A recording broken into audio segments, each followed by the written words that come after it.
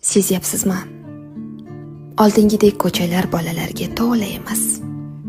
Bir zamonlar ko'cha bizning eng katta maydonimiz edi. Darvozadan chiqish bilan o'yin boshlanardi. Quyosh botib, ko'chalar qorong'ulasha boshlasa ham yana 5 daqiqa deb iltimos qilardik.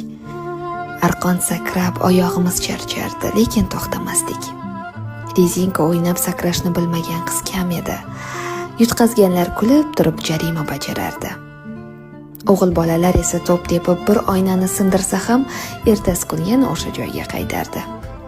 Yoz kunlari muzqaymoqning qog'ozini yalab, qish kunlari esa qo'lqopsiz qorbo'ron o'ynardik.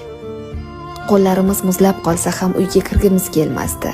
Qor odam yasab unga ism qo'yardik, go'yo u ham bizning o'yinimizning bir qismi edi. Bugun esa ko'chalar jim. Derazalar ortida bolalar bor.